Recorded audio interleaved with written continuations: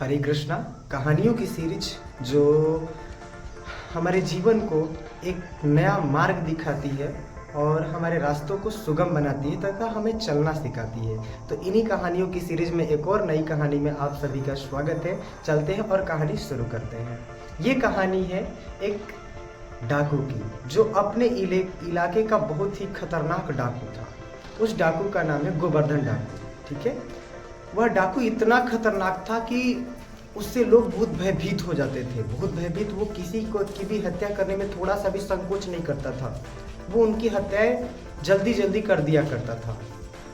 होता क्या है, एक बार राजा के सैनिक, मंत्री और पूरे के पूरे ज्यादातर सैनिक गोवर्धन डाकू के पीछे पड़ जाते हैं। गोवर्धन डाकू भागते भागते भागते भागते भागता है और एक जगह पर एक पंडित परशुराम जी रहते हैं। पंडित परशुराम जी, उनके यहाँ कथा हो रही होती है, बहुत भीड़ लगा होता है। उस भीड़ के बीच में जाके गोवर्धन डाकू बैठ जाता है। भीड़ में बैठ जाता है। अब जो सैनिक होते हैं, सैनिक राजा के, वो आ रहे होते हैं। आते हैं तो देखते हैं कि यहाँ पर तो कथा हो रहा है, यहाँ पे डाकू तो कोई बैठ ही नहीं सकता है। डाकू तो यहाँ से भाग गया होगा। सैनिक वहाँ से चले जाते हैं और दूसरी तरफ खोजने के लिए चले जाते हैं। वो वहाँ पे गोवर्धन डाकू बैठा बैठा कथाएं सुन रहा होता है। कथा में परशुराम जी कहते हैं कि वृंदावन है, ठीक है, और वृंदावन में एक कन्हैया है। उसको उसकी माता ने क्या किया है, यशोदा माता ने, कि सोने का मुकुट पहनाया है। सोने का मुकुट पहनाया है। इतना सुनते ही, क्योंकि वो तो ठहरा डाकू, गोवर्धन डाकू था। अब वो डाकू था तो इतना सुनते ही सोना, उसके मन में एक अजीब सा भाव जगा, अरे सोना। अब सोना सुन के उसके मन में लूटने उठने का ख्वाब आने लगा। इतने पर अभी एक बार फिर से बोलते हैं कि उसके पैरों में सोने के कंगन जड़े हुए हैं, हाथों में सोने के पहने हुए हैं। अब सोचता है, अरे वो कितना बड़ा धनवान है, सोना सोना ही पहना हुआ है, अब तो मुझे उसे लूटना पड़ेगा। ऐसा गोवर्धन डाकू सोच लेता है।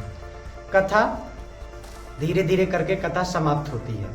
पंडित जी कथा समाप्त कर देते हैं तो ये चुपचाप डाकू वहीं पे रुका रहता है। चुपचाप एकदम डाकू रुका रहता है।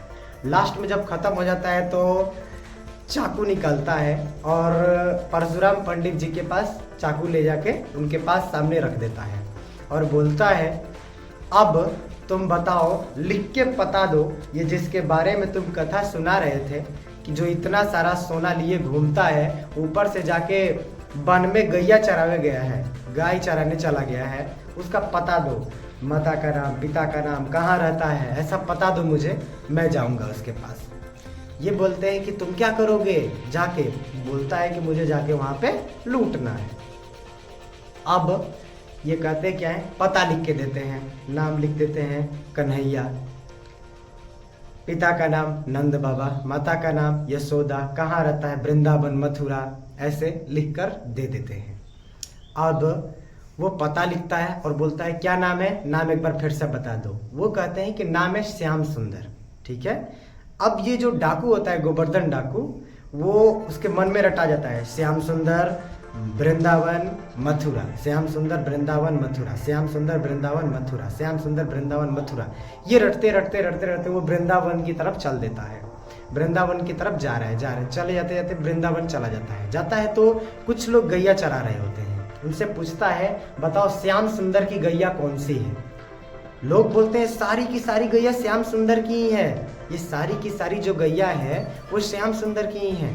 अब इस बात पर वो अचरज होता है, बोलता है कि नहीं नहीं नहीं, ये श्याम सुंदर नहीं, मुझे वो श्याम सुंदर बताओ जिसने सोने का मुकुट पहना हुआ हो, सोने का पैर में, हाथ में बहुत सारा सोना लिए हुए हैं, उस श्याम सुंदर के बारे में मुझे बताओ। अब वो लोग बोलते हैं कि अरे ये सारी गैया सोने की है, तुमने तो वो कहानी में सुन रखा है, वो कहानी है, ये रियल थोड़े ना है, कहानी है। अब वो बोलता है कि देखो, कुछ भी हो जाए, डाकू झूठ बोल सकते हैं, पंडित झूठ थोड़े ना बोलेगा, पंडित झूठ नहीं बोल सकता। उसने कहा है कि वहां पर एक गैया चराने वाला है जो इतने सारे सोना है। एक बात माफ करिएगा, छूट गया। आते वक्त क्या होता है ना कि पंडित जी बोलते हैं कि जाओ और मेरे यहाँ से माखन मिश्री भी लेते जाओ, अगर थोड़ा उनको खिला भी देना अगर मिल जाए तो। और सोचते हैं पंडित जी ने कि देखो अब क्या लीला होने वाली है, और ऐसा सोच के डाकू को भेज देते हैं। वो चला आता है। वहाँ पर एक कसम ये डाकू खाता है, गोवर्धन डाकू कसम खाता है कि बोलता है पंडित से ना कि जब तक से मुझे वो सारा सोना मिल नहीं जाएगा, वो श्याम सुंदर मिल नहीं जाएगा, तब तक से मैं पानी की एक बूंद भी नहीं पीऊंगा। इसी बात पर परशुराम पंडित जी क्या करते हैं ना कि माखन मिश्री देते हैं और माखन मिश्री लेकर ये चला जाता है वृंदावन मथुरा की तरफ। अब वहाँ पर तो ऐसे श्याम सुंदर तो मिलते नहीं हैं। वो लोगों से बोलता है कि पंडित झूठ नहीं बोल सकता, ऐसा नहीं हो सकता। थोड़ी देर के बाद एक चिल्लाता है, ए श्याम सुंदर तेरी गैया इधर है। अब वो जान जाता है कि श्याम सुंदर, अरे ये तो सुना हुआ आवाज है श्याम सुंदर।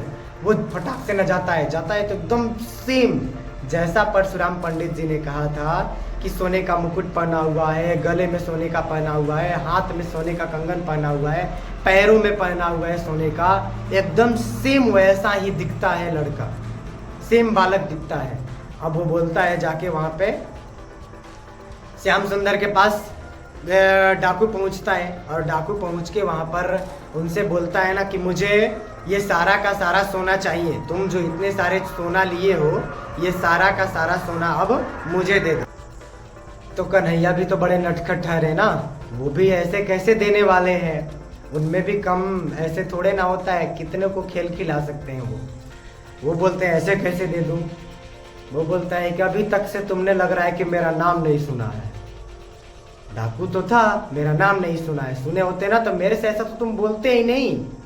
मेरा नाम है गोवर्धन डाकू। इतना खतरनाक आवाज में बोलता है ना कि आप सोच सकते हो, गोवर्धन डाकू इतना खतरनाक बोलता है। वो बोलता है कि मेरा नाम है गोवर्धन डाकू। एक एक सोचो ना कि डर जाते हैं, तुम तो अभी ठहरे बालक। बोलते हैं कि ये तो मैं दे दूंगा, वैसे भी मेरा कोई काम नहीं है, मैं तुम्हें दे सकता हूँ। इस पर अब गोवर्धन डाकू बोलता है कि ठीक है, सोचता है कि अभी ये लगता है कि छोटा लड़का है, मानेगा नहीं, इसको माखन मिश्री खिलाया जाए। अब वो क्या करता है ना कि माखन मिश्री निकालता है और माखन मिश्री उन्हें खिलाता है। कहते हो मेरे लिए माखन मिश्री भी लाए हो। माखन मिश्री खाते हैं और बोलते हैं ना कि थोड़ा सा तुम भी खा लो। थोड़ा सा माखन मिश्री गोवर्धन डाकू को भी देते हैं। गोवर्धन डाकू माखन मिश्री जैसे ही खाता है, अब तो वो भगवान के हाथों से मिला हुआ प्रसाद था, अब भगवान के हाथों से जैसे ही मिलता है, अब वो तो पैरों में गिर जाता है और माफ़ी मांगने लगता है कि प्रभु मुझे माफ़ कर दीजिए। तो ये होता है एक दृढ़ संकल्प, ठीक है ना, एक दृढ़ संकल्प होता है कि वो ठान लिया कि मुझे मिलना है तो मिलना है। ये ठान लिया था उसने कि चाहे कुछ हो जाए, मैं मर जाऊं, पानी का बूंद तक नहीं पी रहा था वो, चाहे कुछ हो जाए मुझे उनसे मिलना है तो मिलना है, लूटना है तो लूटना है। चाहे वो डाकू के रूप में ही था, लेकिन लूटना है तो लूटना है। और ऊपर से नामजाप की शक्ति एक अलग जो प्रवीण थी। वैसे एक डाकू की और स्टोरी ध्यान में देंगे। एक इतना खूंखार डाकू था जो जंगलों में रहता था। जो जंगल में रहता था वो डाकू, वो कोई भी रास्ते से आए, चाहे साधु आए, संत आए, कोई भी है, उनको मार देता था। वो कमंडल उमंडल छीन लेता था और सीधे गला काट देता था, मार देता था। एक बार एक सिद्ध महात्मा आते हैं, सिद्ध महात्मा आते हैं उसके पास, आते हैं तो अब बोलता है कि मेरा नियम है, मैं कमंडल उमंडल छीनूंगा और खत्म कर दूंगा। बोलते हैं ऐसा क्यों करोगे? बोलता है मेरा नियम है, जो मेरा नियम है वो मैं पूरा करके करूंगा, पूरा करूंगा चाहे कुछ हो जाए। इतने पर वो साधु बोलते तेरी बहुत दुर्गति होगी, तेरी बहुत दुर्गति होगी। अब एक महात्मा है, संत है, क्योंकि उनकी आवाज तो एक अजीब होगी ना, क्योंकि वो बोलेंगे तो थोड़ा प्रभावशाली जाएगी उनकी आवाज। अब उनकी आवाज इतनी प्रभावशाली थी कि उनका एक एक बात उसके पूरे हृदय को चोट पहुंचा रहा था, एक एक बात पूरे हृदय को चोट पहुंचा रहा था। अब उसकी बातों ने उसके हृदय पर इतना चोट पहुंचाया कि वो, एक तो एक सिद्ध पुरुष है, वो फटाक से ना उनके पैरों में गिर पड़ा और बोला कि मुझे माफ कर दीजिए, मैंने जीवन भर इतनी हत्याएं की है, इतने सारे पाप किए हैं, कैसे वो खत्म हो सकता है। इस बात पर वो बोले कि ठीक है तुम चिंता मत करो, उपाय बताते हैं। एक क्या करते कि एक सूखी हुई लकड़ी देते हैं और बोलते हैं ना कि तुम ले जाओ और चारों तरफ देश देश में, पूरे भारत भर में कम से कम यात्राएं करो, गंगा जी का स्नान करो, मंदिरों का दर्शन करो, फिर यहाँ से वहाँ मतलब धार्मिक स्थलों पर घूमने जाओ, कथाएं सुनो, नाम जाप करो, प्रवचन सुनो। वो बोलता है कि ठीक है, तो मुझे कैसे पता चलेगा कि मेरा पाप खत्म हो गया है? इस बात पर वो डाकू बोलता है, डाकू नहीं, वो सिद्ध पुरुष बोलते हैं जो महात्मा जी थे, वो कहते हैं ना कि तुम चिंता मत करो, जब ये लकड़ी जो सूखी है अगर ये हरी हो जाएगी, अगर ये हरी हो जाएगी तो तुम समझ जाना कि तुम्हारा सारा पाप खत्म हो गया है। वो बोलता है ठीक है, चल देता है। वो जाते जाते जाते जाते एक गाँव पहुँचता है। गाँव में शाम होने वाला था। शाम होने वाला था तो एक पेड़ के नीचे आराम करने के लिए बैठ जाता है। आराम से आराम कर रहा होता है। आराम करते हुए वह देखता है कि उसी पेड़ पर, उसी संध्या से थोड़ी सी रात्रि होने वाली थी, कुछ 3-4 लोग, करीबन 4 लोग पेड़ पर बैठे हुए हैं और पेड़ पर बैठकर आपस में बात कर रहे हैं ना कि आज इस गांव में चारों तरफ आग लगा दिया जाएगा, सब गांव को खत्म कर दिया जाएगा, एकदम विनाश कर दिया जाएगा।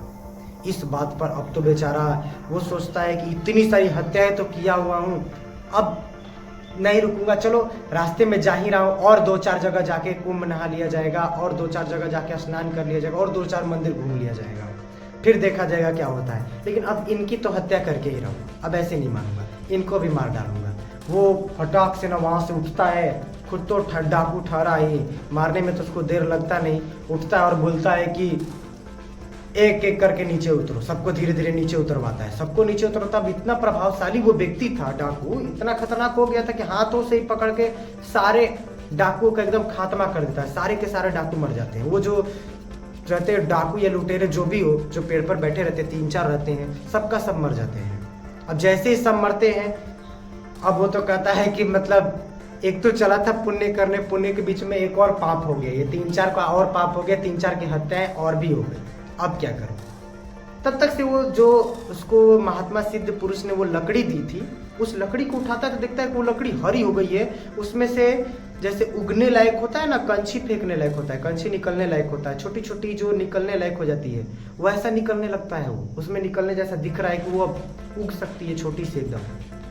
अब वो कहता है करी इतनी जल्दी, अभी तो मैंने इतनी देर भी नहीं हुई, क्या मेरे सारे पाप खत्म हो गए?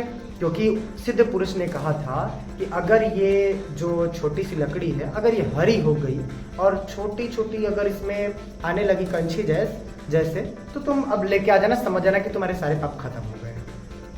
अब वो क्या करता है कि लकड़ी लेकर सिद्ध पुरुष के पास निकल जाता है, आता है और सिद्ध पुरुष से भेंट करता है। सिद्ध पुरुष बोलते हैं कितनी जल्दी तुम आ गए, कहाँ कहाँ जाके स्नान किया? इस पर बोलता है कि मैंने तो कहीं स्नान नहीं किया, कहीं नहीं गया। अपनी कहानी को सुनाता है कि मैं गया और देखा कि पेड़ पर ऐसे ऐसे, पूरी घटनाएं को सुनाया। और मैंने जब देखा ना तो ये लकड़ी हरी हो गई थी। इस पर सिद्ध पुरुष बोलते हैं कि हाँ, ये भी एक उत्तम उपाय है। अगर हम सभी दूसरों की भलाई पर ज़्यादा ध्यान देना, बेशक देखो, बेशक ये होता है ना कि दुनिया पागल समझे, ये होता है, बेशक तुम किसी को कितना भी करो ना, दुनिया पागल समझती है, ये बात अलग है, ठीक है। तो वो तुम मत सोचो, तुम खुद को बारे में सोच सकते हो।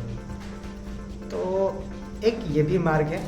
वैसे मैं आज कहानी को यहीं स्टॉप करूँगा, फिर से मिलेंगे एक नई स्टोरी में, जो हो सकता है कि यह स्टोरी आप सभी को एक मार्ग को प्रशस्त करने में या आगे बढ़ने में आपकी मदद करेगी।